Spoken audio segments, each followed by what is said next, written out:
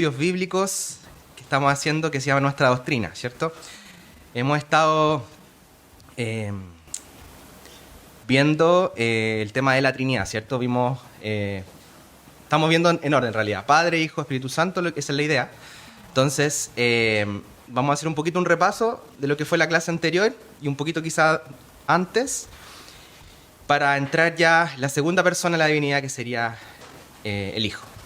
Entonces, como repaso, podríamos decir que el pastor nos estaba mencionando en clases pasadas que cuando nos entramos a estudiar la Trinidad, no estamos ante un problema lógico, como muchas personas lo plantean, ¿cierto? Estamos ante un problema analógico, porque no hay nada que se iguale a Dios. Por lo tanto, la Trinidad no se puede comparar con nada que exista a nuestro alcance, a nuestra vista en la tierra, porque nuestro Dios es único y no hay nada igual a Él. Entonces, este primer dilema, por decirlo así, es la primera causa de error que muchos tratan de resolver. Por ejemplo, algunos dicen como la Trinidad es como el agua en distintos estados, y empiezan a hacer muchas analogías que al final no terminan de explicar en profundidad cómo funciona la Trinidad, y al final no se acerca mucho a la realidad. Entonces, esto hace obviamente que las doctrinas sean mucho más difíciles de asimilar por nosotros también. También vimos como toda la Biblia nos da en un principio pistas de la Trinidad, y luego en el Nuevo Testamento es más explícita. Ya nos habla del Hijo, del Padre, el Hijo y del Espíritu Santo explícitamente. Si bien la palabra Trinidad obviamente no la encontramos así como explícitamente Trinidad en la Biblia, es un término que usamos más que nada para englobar este concepto. Pero la palabra es muy clara en revelarla, en como lo escribí recién, Padre, Hijo y Espíritu Santo, en un solo cuadro, por decirlo así. Vimos la mención del ángel de Jehová, que se refiere a la segunda persona de la Trinidad, ¿cierto? A Jesús. Vimos en el Nuevo Testamento varios pasajes donde el Padre, el Hijo y el Espíritu Santo se presentan como tres personas. Por ejemplo, vimos en Lucas 1:35, donde está la Anunciación, que dice: respondió el ángel y le dijo, el Espíritu Santo vendrá sobre ti, y el poder del Altísimo te cubrirá con su sombra. Dos personas. Por lo cual también el santo ser que nacerá será llamado Hijo de Dios, Jesús. Y ahí están las tres personas de la Trinidad. También en Marcos, capítulo 1, versículos 10 y 11, donde encontramos el bautismo de Jesús, dice: y enseguida, mientras subía del agua, vio que los cielos se abrían y que el Espíritu descendía sobre él como paloma. Y vino una voz desde el cielo que decía: tú eres mi Hijo amado, en ti tengo complacencia. Entonces también está Jesús como la persona del Hijo, el Espíritu Santo y el Padre diciendo: tú eres mi Hijo amado, en ti tengo complacencia. También lo vemos en Mateo 28, versículo 19, que dice: por tanto, vayan y hagan discípulos de todas las naciones, bautizándolos en el nombre del Padre, del Hijo y del Espíritu Santo. Dice, en el nombre del Padre, del Hijo y del Espíritu Santo. El pastor hacía hincapié en eso, que no decía en los nombres del Padre, del Hijo y del Espíritu Santo. Se refiere al mismo Dios. En Juan 1 también dice: el verbo estaba con Dios, el verbo era hacia Dios, decía el pastor, que significaba que esta teología trinitaria era dinámica, que cada persona estaba inclinada hacia la otra. No era un tema de que están separados, a pesar de que tengan roles distintos, no están sin compartir. Entonces, toda esta Santa Trinidad está cara a cara, y eso nos hace también llegar a la conclusión de que Dios no es un solitario eterno, sino que en sí mismo es una comunión. Eso también, Pastor nos decía que tiene implicancias en cómo nosotros nos relacionamos con los demás. Porque ya que somos imagen de Dios, nuestra misma esencia, nuestro ADN está en ser hechos para compartir con los demás, para tener este amor los unos por los otros, para preocuparnos por el resto, para preocuparnos lo que pasa en sociedad.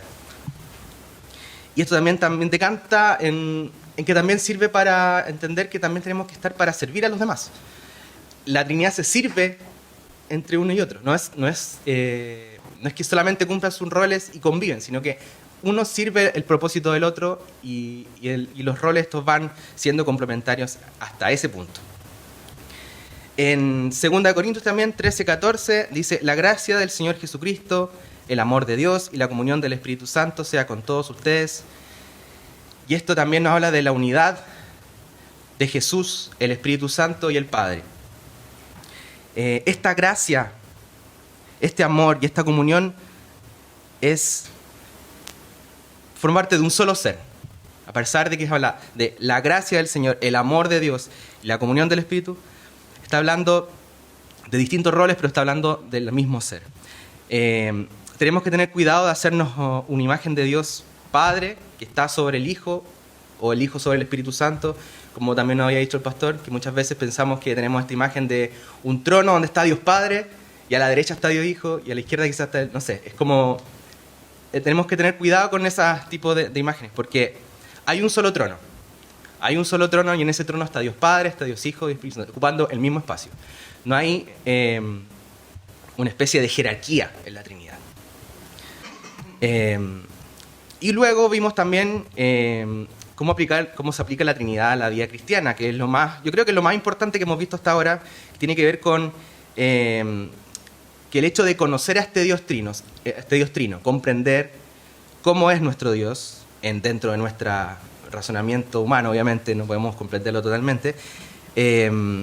Todo en comprender y conocer a Dios exige también que lo apliquemos a nuestra vida diaria, si no, no tiene sentido, porque quedaría como una especie de teoría teológica muy elevada, que al final no nos sirve de nada. Al final, si no lo aplicamos a nuestra vida cotidiana, si no lo llevamos a cómo nos relacionamos en oración, cómo nos relacionamos al irnos a su palabra y estudiarla, no va a cambiar nada en nosotros. Entonces, el pastor también hacía una especie de comparación con el matrimonio.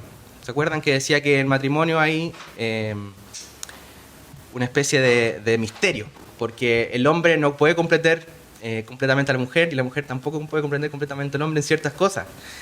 Y esto es sano y esto es saludable y también es lindo y al final es una bonita analogía para decir nuestro Dios también es incomprensible, pero no por eso no podemos tener comunión con Él. Y por eso también no debe ser como una especie de impedimento para que queramos conocerlo más, para que queramos profundizar más en la Escritura y entenderlo.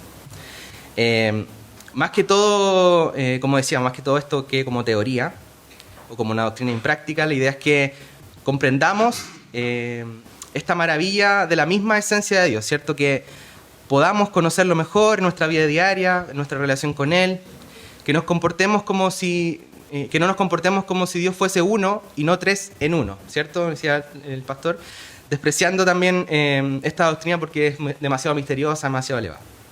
Entonces el pastor también hacía este paralelo con el matrimonio. Vemos también la practicidad de la doctrina de la Trinidad en Juan, de los capítulos 13 al 17. Y aquí empezamos a desglosar este como discurso que hizo Jesús. Si se recuerdan, los discípulos estaban angustiados porque Jesús dijo que los iba a dejar, ¿cierto? Pero Jesús, en vez de confrontarlos, que esto no iba a ser así, no solamente hizo eso, sino que también los guió con ternura y los animó para que sigan adelante. Entonces aquí Jesús nos empieza a instruir, a responder y nos da una especie de masterclass de lo que es la Trinidad, ¿cierto? Y desde aquí empezamos a ver los roles. Y empezamos probablemente por Dios Padre, ¿cierto? ¿Cuál es el rol de Dios Padre en la Trinidad? Y el Padre en la Trinidad, como resumen, podríamos decir que es la fuente suprema del amor divino, ¿cierto? El término Padre, veíamos que no describe una biología, como nosotros lo entendemos humanamente, ¿cierto? O una genética dentro de la Trinidad, sino que se identifica como la primera persona, como el iniciador, como la fuente, como la provisión, como el propósito celestial, ¿cierto? Es un error común que tenemos nosotros de pensar que el Padre es un ser distante. Y esto también lo veíamos porque en nuestra sociedad pecaminosa, en nuestra nuestro caminar con otras personas que quizás no se han comportado de la mejor forma, vemos que el rol del padre hoy en día está muy mancillado. O sea, vemos que casi es como normal que un padre esté ausente, por ejemplo, en la familia, que el padre abandone a la familia, que el padre no reconozca al hijo y que haga una vida aparte. Entonces, esta visión que tenemos de cómo funciona la vida en familia, que está bien mancillada por el pecado en la vida cotidiana, nos cuesta entender cómo es nuestro Padre Celestial. Entonces tenemos que hacer aquí una especie de switch mental, separar de cómo funciona la Trinidad a cómo funciona nuestra familia. En realidad, el amor del Padre fue la causa de la expiación, ¿cierto? Él inició la obra de misericordia al enviar a su Hijo. Esto lo vemos en Juan 3:16. El Padre es quien envió al Hijo. Le otorgó toda autoridad, ¿cierto? Escogió a los que serían salvos. También es el que envía al Espíritu Santo, el que da a Jesús las palabras para enseñar y es quien responde a las oraciones. Y si bien la segunda persona de la Trinidad es intercesor, es el Padre quien responde a las oraciones. Por eso nosotros oramos al Padre, principalmente. Esa es la forma, por decir, más correcta de orar. Entonces, en la práctica, podríamos decir que, puesto que el Padre es la fuente de todo, también debe ser el objeto principal de nuestro servicio, ¿cierto? Nuestra reverencia, nuestro amor y nuestra adoración debe ser hacia el Padre, reconociendo que incluso el Hijo y el Espíritu Santo le dan gloria a Él. Entonces, ¿quién es el destinatario principal de nuestras oraciones, como decía? Aunque no es incorrecto orar al Hijo o al Espíritu Santo, el modelo bíblico predominante es dirigir estas oraciones al Padre, las peticiones al Padre, haciéndolo en el nombre de Jesús y con la ayuda del Espíritu Santo. Jesús es un verdadero mediador que no oculta al Padre, sino que nos da acceso directo a Él. También vimos como Dios Padre también es presentado aquí en estos versículos, en estos capítulos, como el labrador, ¿cierto? Como el que recibe nuestro fruto. A través de la parábola de la vid se explica que el Padre es el labrador, que Jesús es la vid verdadera y que nosotros somos las ramas. Entonces, el propósito de permanecer unidos a Cristo, la vid, mediante la palabra y la oración, es producir frutos que agraden y glorifiquen al Padre, ¿cierto? Que es el labrador en esta figura. Entonces aquí la corrección del enfoque cristiano debe ser que derribemos estos mitos de que Dios simplemente existe como para bendecirnos y dejarnos disfrutar la vida sin reprensión, sino que nos llama a tener una vida fructífera y centrada en glorificar a un Padre que nos ama profundamente. Y luego de ver esto con el pastor, nos podemos entrar ya en la segunda persona, ¿cierto? En el Hijo. Y hoy día entonces la idea es que veamos la segunda persona de la Trinidad. Y como dato, por decirlo así, la Trinidad, la segunda persona de la Trinidad es nombrada 43 veces en el discurso que estamos analizando aquí del aposento alto. Se le atribuyen 7 nombres y títulos diferentes. Se le llama Jesús o Jesucristo 21 veces. Los discípulos también lo reconocen como Señor o Maestro. Esto ocurre 13 veces. Jesús mismo se refiere así como Maestro 2 veces. Se le llama explícitamente Hijo, es decir, Hijo de Dios, 3 veces. Y esta relación se infiere muchas más veces en las referencias de Jesús a Dios como mi Padre, que también están presentes. También se le llama Hijo del Hombre una vez. Y Jesús mismo se identifica como el camino, la verdad y la vida, una vez. Todos estos títulos, que son para la segunda persona de la deidad, nos llaman la atención sobre su papel como mediador y como nuestra relación con Él. Fíjense lo que conversamos. Jesús, los nombres, Jesús, Señor, Maestro, Hijo, Hijo del Hombre, camino, verdad, vida. Todo esto en realidad nos hablan como su papel como mediador, decía, y nuestra relación con Él como nuestro mediador.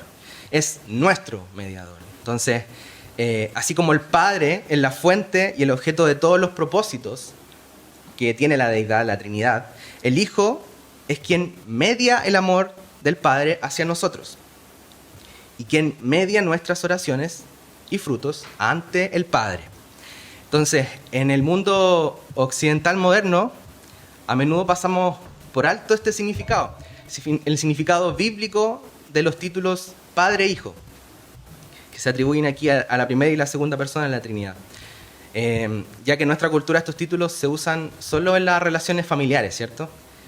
Pero en otros ámbitos de la vida, como por ejemplo en los negocios, en la política, usamos otros términos. Nunca hablamos de padre e hijo, hablamos de presidente, hablamos de secretario, gerente comercial. Sin embargo, en el mundo bíblico funciona de otra forma. Los negocios solían ser asuntos familiares. Si analizamos las historias bíblicas, el padre no solo era la cabeza de la familia, sino también era el responsable del negocio familiar. Ya fuera una granja, una carpintería o cualquier otro negocio, era el padre en el quien recaía toda esta responsabilidad del negocio familiar. Y como era también responsable del negocio familiar y cabeza, también tenía una responsabilidad de formar a sus hijos. Formar a sus hijos, quienes trabajaban con él en el oficio familiar, que era heredado.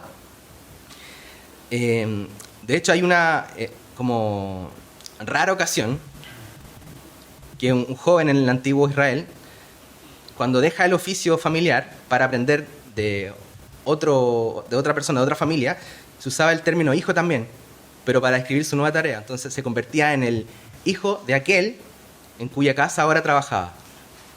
Como lo ilustran los hombres que estudiaron en el seminario de Eliseo también, y fueron llamados hijos de los profetas. Esto lo encontramos en Segunda de Reyes 4:38. De igual modo, en la política, antes de que existiera esta generalización de la idea de estar eligiendo líderes periódicamente, los gobiernos eran prácticamente dinastías, ¿cierto? Eran un asunto familiar. Entonces, aquí también vemos que los títulos, por ejemplo, de los hijos de los reyes, no solo eran familiares, también tenían autoridad política. Entre todos los funcionarios de la corte que existían, el papel de los hijos del rey, y sobre todo del heredero directo del rey, tenían una misión de ejercer autoridad. Y se veían como autoridad ante el pueblo. Entonces, estos líderes dirigían, no sé, por los ejércitos y otras actividades políticas. Pero en el lenguaje bíblico encontramos entonces el nombre de la segunda persona con estas implicaciones que están cargadas en el nombre hijo. Si usamos equivalentes contemporáneos, sería como el agente autorizado, como el príncipe supremo, como el comandante de las tropas, como un portavoz, que tiene autoridad, o como un arquitecto supervisor, ya que el hijo es responsable de implementar la visión del padre. Vamos a ver aquí, por ejemplo, en algunos pasajes que son representativos sobre la obra del hijo, y que también tienen que ver con este extracto que estamos estudiando del aposento alto. Vemos que, por ejemplo, Jesús nos revela al Padre. Esto lo vemos en Juan, capítulo 14, versículo 9, que dice así: Jesús le dijo: tanto tiempo he estado con ustedes, Felipe, y no me has conocido. El que me ha visto al Padre. ¿Cómo pues dices tú, muéstranos al Padre? Vemos ahí cómo es Jesús que está como reprendiendo a Felipe. Está diciendo como, ¿no te das cuenta que soy yo quien revelo al Padre? Estás viendo a Dios. Que él decía, muéstranos al Padre. Oramos al Padre también en el nombre de Jesús. Esto lo vemos en Juan 16, 23, que dice así: en aquel día no me preguntarán nada. De cierto les digo, que todo cuanto pidan al Padre en mi nombre, Él se los dará. Entonces, aquí hay una especie de promesa de Jesús, que dice, en aquel día no me preguntarán nada, todo lo que pidan al Padre en mi nombre, Él se los dará. Entonces, hay una especie de representación. No es posible llegar al Padre si no es por Jesús. Jesús nos envía también al Espíritu del Padre.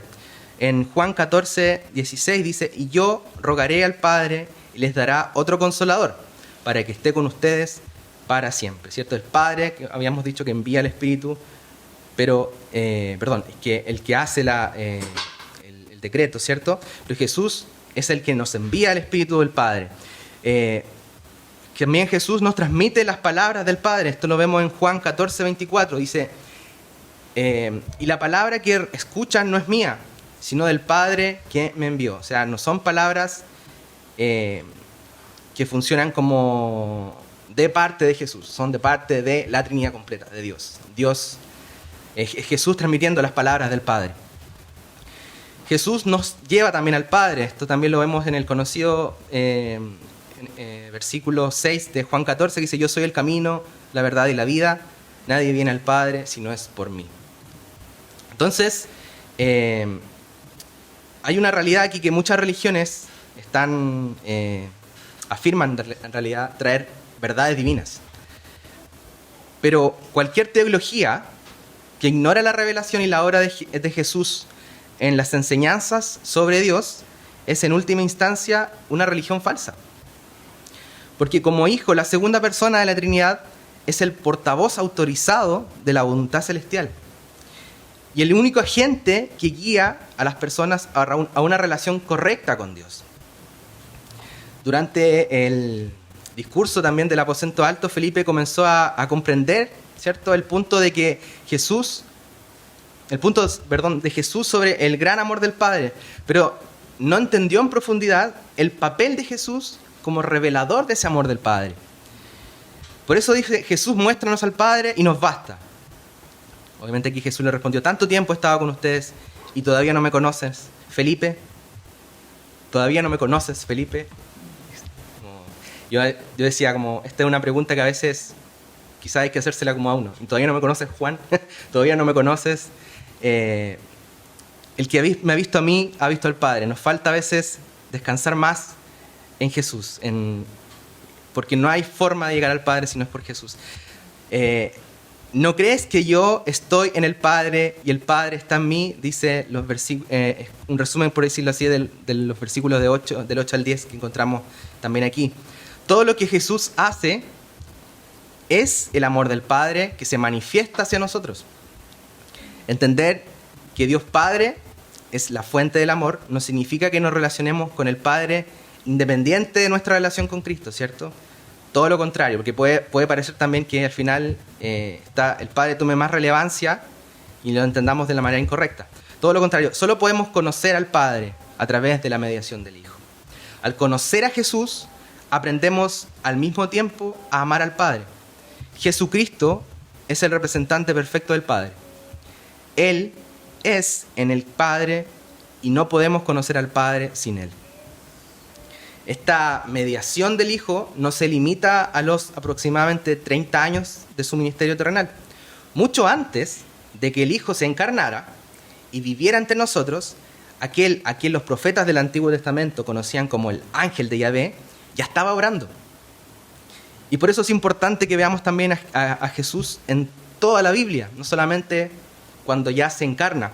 Jesús está mediando los propósitos del Padre a los hombres. Y aquí hay unos ejemplos, por ejemplo en Judas, capítulo 1, versículos 4 y 5, aquí Judas escribe en su epístola, que el Señor Jesús libró al pueblo de la tierra de Egipto. En Juan también lo encontramos, Juan versículos 1 y 14, el apóstol Juan nos habla de Cristo diciendo, en el principio era el Verbo, y el Verbo se hizo carne y habitó entre nosotros, ¿cierto? En el principio. Y esta palabra principio está hablando de verdaderamente el principio. Es una forma para que entendamos que existió un principio, aunque nunca existió un principio para Dios. Dios es eterno. Pero es una forma de ponernos en el pensamiento de no existía nada antes de Él. Aunque la segunda persona de la Trinidad no fue llamada Jesús hasta que se encarnó, ¿cierto? En el periodo del Nuevo Testamento. Esto lo tenemos que entender bien. Era la misma persona divina que había estado implementando el plan del Padre de creación y redención a lo largo de toda la historia. En su discurso del aposento alto, Jesús les aseguró a sus discípulos que, aunque regresaría al cielo y ya no moraría entre ellos físicamente, ¿cierto?, Él continuaría desempeñando su papel eterno. Entonces, vimos cómo desde antes de ser encarnado el Hijo estuvo obrando en la obra terrenal y luego de, ¿cómo se dice?, regresar al cielo con el Padre. Sigue obrando por nosotros. Entonces, su papel eterno como Hijo nos sigue transmitiendo el amor del Padre. Él dijo, no los dejaré huérfanos. Dijo, volveré a ustedes dentro de poco. El mundo ya no me verá, pero ustedes sí me verán. El que me ama, yo lo amaré y me manifestaré a él. En otras palabras, Jesús continúa transmitiendo el amor del Padre a la humanidad.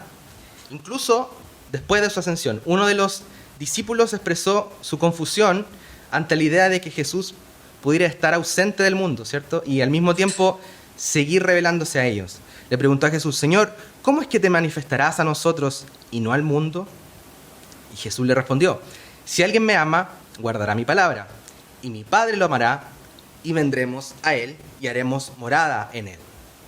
Jesús continúa transmitiendo los propósitos del Padre a la iglesia a través de su palabra.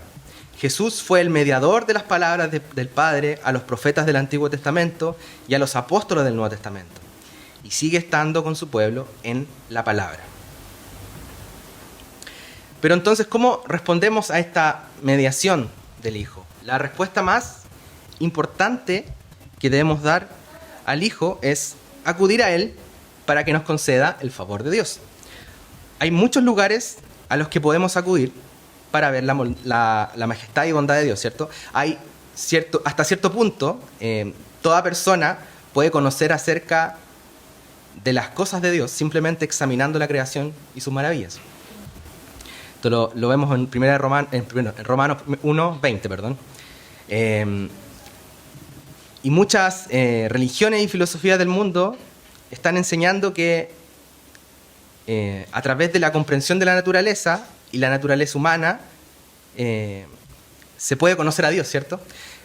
Por ejemplo, Confucio tuvo muchas ideas profundas sobre la sociedad humana que aún hoy se veneran. Aristóteles, Platón y otros filósofos griegos clásicos dejaron análisis profundos de la naturaleza y la sociedad humana en sus escritos.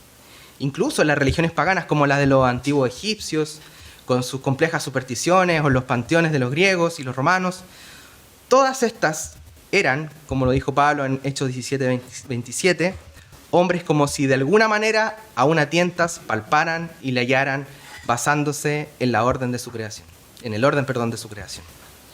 Solo en las palabras y la obra de la segunda persona de la Trinidad se revela la verdadera semejanza del Padre y el camino confiable y auténtico para hallar su favor. Si no, solamente es la creación de Dios. Yo soy el camino, la verdad y la vida, dijo Jesús. Nadie viene al Padre sino por mí. En Jesús está la completa revelación del Padre.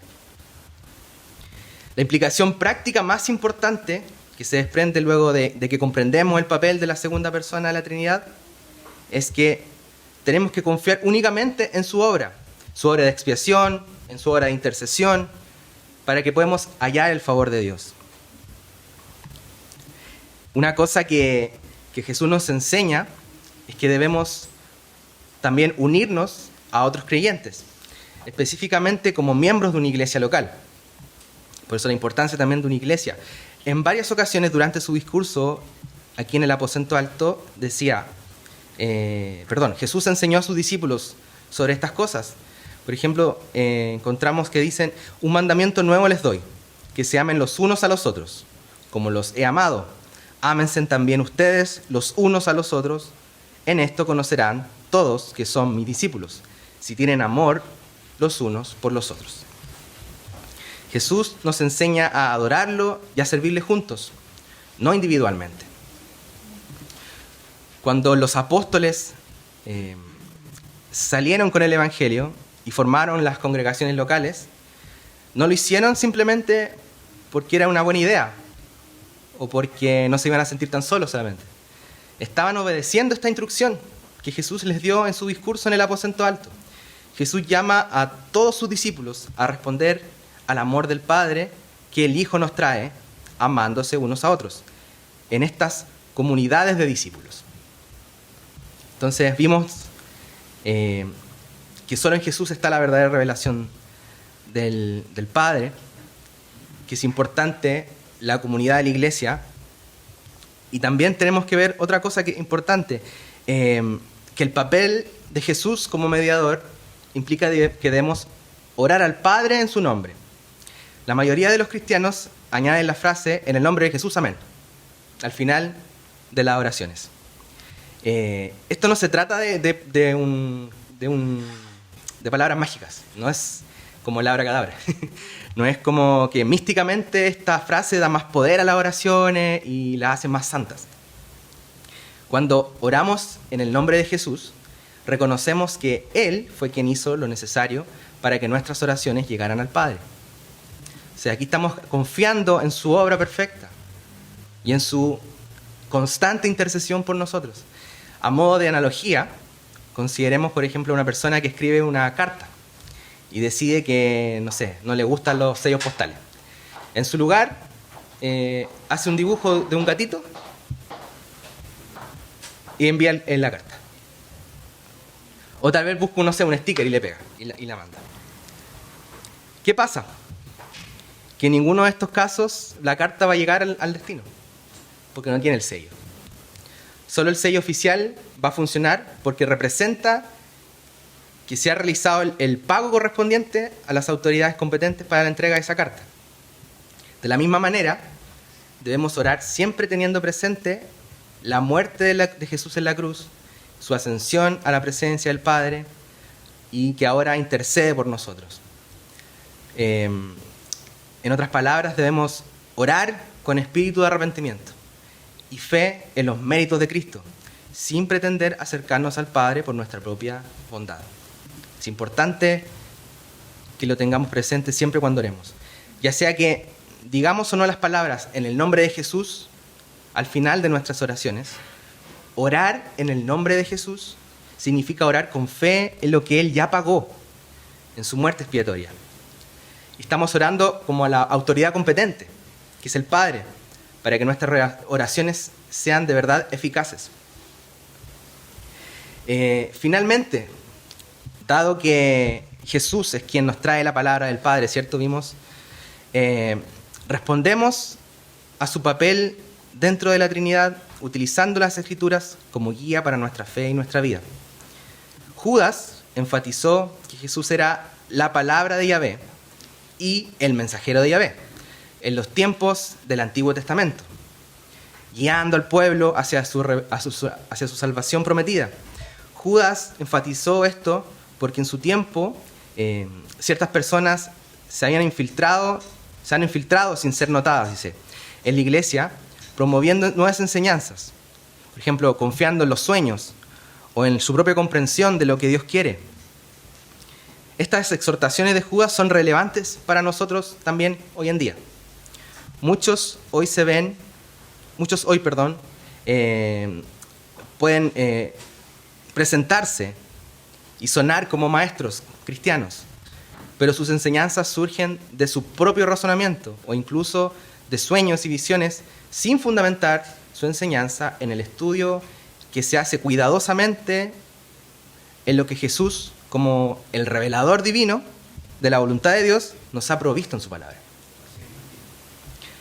Cuando llegamos a conocer a la segunda persona de la deidad como aquel que cumple el papel del Hijo, debemos responder sometiendo a cada uno de nosotros a esta enseñanza que se centra en la instrucción suprema de las Escrituras.